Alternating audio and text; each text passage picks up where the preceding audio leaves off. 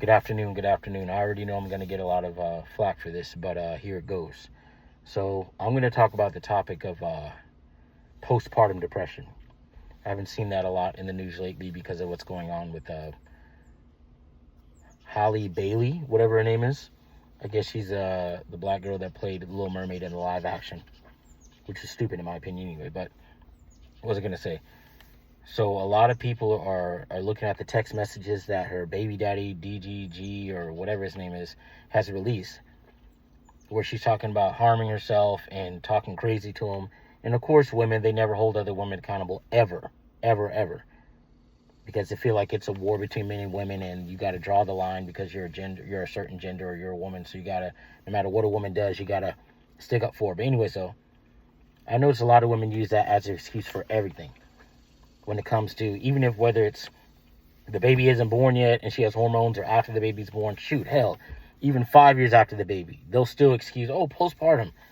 And I'm going to get, a lot of women use postpartum as their excuse to act like B words or to be mean.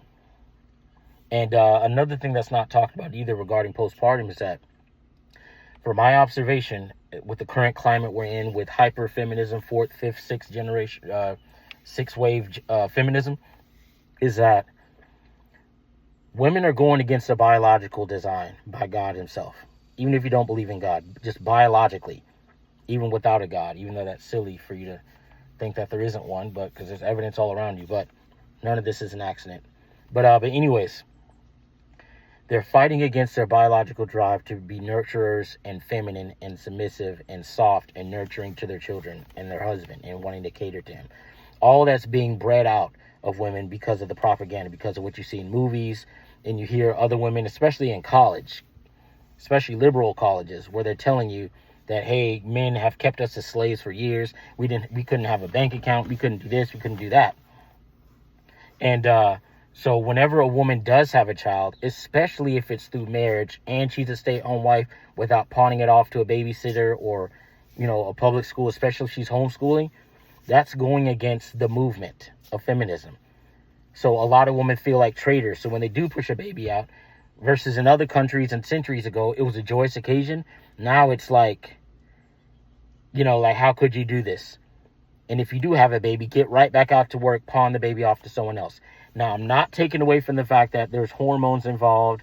You went from having a nice body, give or take, depending on how you look before, to having your stomach stretched out, your boobs are stretched out, you were fat, probably your feet were swollen, you had hormones going up and down. I understand that. So I'm not taking away from the fact that a certain percentage of postpartum comes from, like, you push the baby out and now you're looking at this creature in front of you that you don't know. You just know it from it kicking your ribs on the inside for the last 9 or 10 months.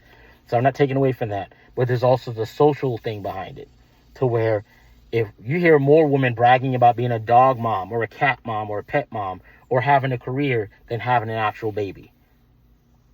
And obviously, it goes without saying, they're doing abortions left and right, especially the black community.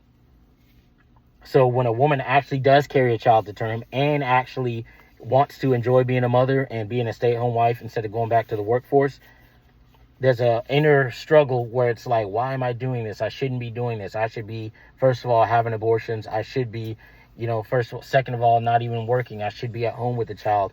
But all my friends, or most people I know, or females I know, are telling me I shouldn't have had a kid in the first place. I should pursue a career. I shouldn't rely on a man and all those other things. And there's an internal struggle with that.